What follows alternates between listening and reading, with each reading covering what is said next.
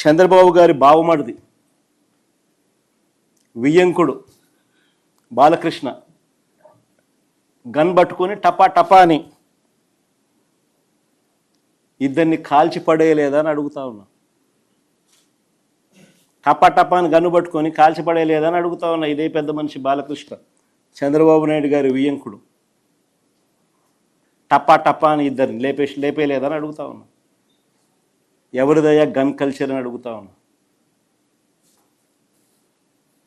ఆ తర్వాత సాక్షులు ఉండకూడదని చెప్పి ఆ ఇంట్లో ఉన్న వాచ్మెన్ను, అంటే వాళ్ళ ఇంట్లో ఉన్న వాచ్మెన్ను బండరాయితో మోది చంపారు. వాచ్మెన్ను కొద్ది రోజులకే, ఈ ఇన్సిడెంట్ జరిగిన కొద్ది రోజులకే ఆ ఇంట్లో ఉన్న వాచ్మెన్ను బండరాయితో మోది చంపారు.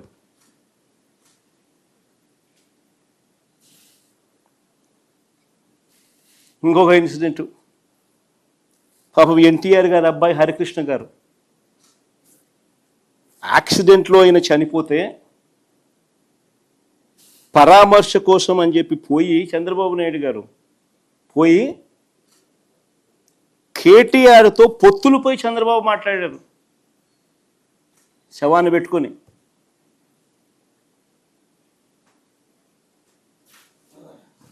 మరి ఎవరిదయ్యా శవరాజకీయాలని అడుగుతా ఉన్నా.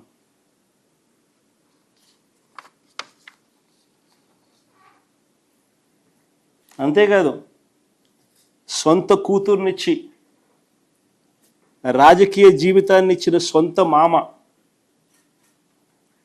తండ్రితో సమానమైన ఎన్టీఆర్ గారిని వెన్నుపోటు పొడిచి సీఎం కుర్చీని, ఆయన పార్టీని, ఆయన గుర్తును లాక్కుని ఆయన చనిపోయేట్టుగా చేసింది ఎవరయ్యా చంద్రబాబు అని అడుగుతా ఉన్నా. ఎవరివయ్యా కుట్ర రాజకీయాలు అని అడుగుతా ఉన్నా.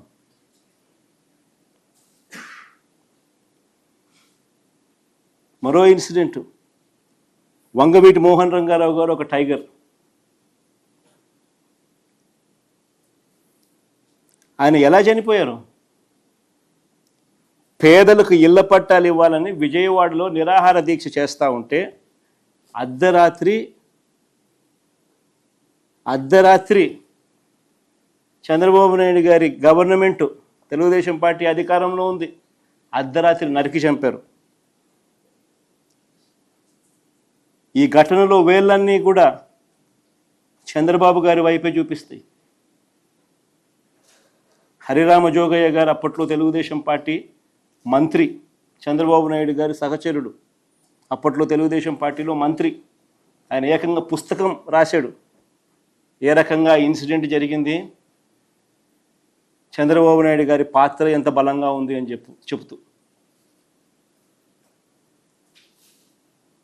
ఆ వంగవీటి మోహన్ రంగారావు గారి హత్య కేసులో ఒక ప్రధాన నిందితుడు వెలగపూడి రామకృష్ణబాబు ఇప్పుడు తెలుగుదేశం పార్టీ ఎమ్మెల్యే. ఇప్పటికీ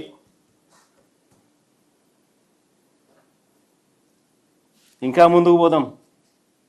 హత్య రాజకీయాలు ఎవరియో, కుట్ర రాజకీయాలు ఎవరియో, శవ రాజకీయాలు ఎవరియో, ఇవన్నీ కూడా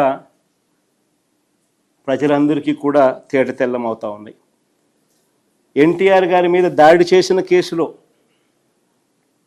మల్లెల బాబ్జీ అనే వ్యక్తిని పోలీసులు అరెస్ట్ చేశారు. కొన్నాళ్ళ తర్వాత అతను ఒక లాడ్జీలో డెడ్ బాడీగా మారారు. డెడ్ బాడీగా మారిన ఆయన తన జోబీలో ఒక లెటర్ దొరికింది పోలీసులకు. ఆ లెటర్ సారాంశం ఏమిటంటే తనకు 3 లక్షలు ఇస్తానని చెప్పి చివరికి 30,000 ఇచ్చారని దాని సారాంశం. అసలు ఎన్టీఆర్ మీద దాడి కోసమే డబ్బులు ఇచ్చారా, అది నిజమైతే ఇచ్చింది ఎవరు అన్న దానిపై దర్యాప్తు లేదు. దానిపై దర్యాప్తు లేదు. ఈ కేసులో వేళ్ళన్నీ కూడా అప్పట్లో చంద్రబాబు వైపే చూపించాయి. ఇంకొక ఎగ్జాంపుల్, పింగళి దశరథరామ్, ఈయన ఒక జర్నలిస్టు. విజయవాడలో ఎన్కౌంటర్ అనే ఒక పత్రికను పెట్టి టీడీపీ ప్రభుత్వ అవినీతిని ప్రశ్నిస్తూ ఉంటే ఈ వ్యక్తిని హైదరాబాదు నుంచి బస్సు దిగి రిక్షాలో ఇంటికి వెళ్తూ ఉంటే కత్తులతో దారుణంగా దాడి చేసి చంపారు. ఈ ఘటనలో వేళ్ళన్నీ కూడా అప్పట్లో చంద్రబాబు నాయుడు గారి వైపే చూపించాయి.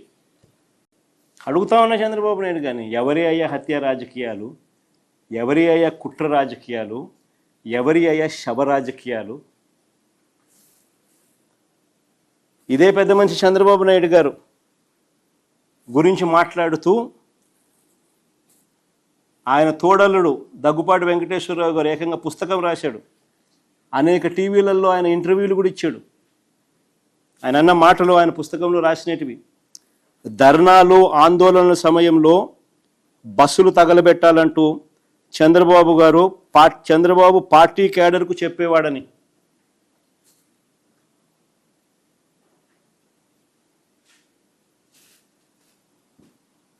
బస్సులు తగలబెట్టకపోతే ఆ ధర్నాలు కావంట. నేను కాదనింది ఈ మాటలు. స్వయంగా ఆయన తోడల్లుడు దగ్గుబాటి వెంకటేశ్వరరావు గారు అనేక టీవీ ఇంటర్వ్యూలలో ఆయన రాసిన పుస్తకంలో చంద్రబాబు నాయుడు గారి కుట్రలు, రాక్షస రాజకీయం గురించి వివరించిన మాటలు ఇవి.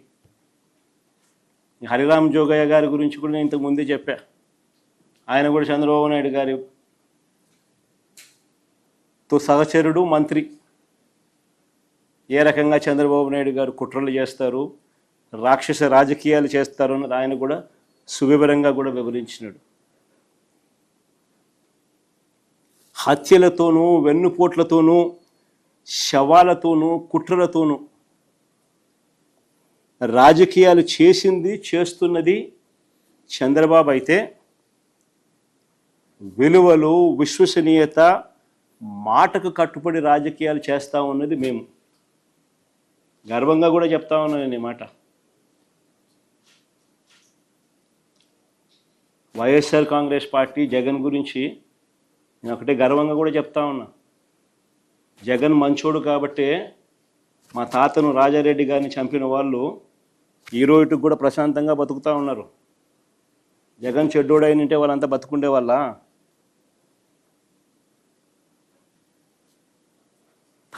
మా తాతగారిని దారుణంగా నరికి చంపిన వాళ్ళంతా ఈరోజు ప్రశాంతంగా ఇప్పటికీ ఉన్నారు. జగన్ నైజం ఎలాంటిది, జగన్ మనస్తత్వం ఎలాంటిది అని నిదర్శనం అది.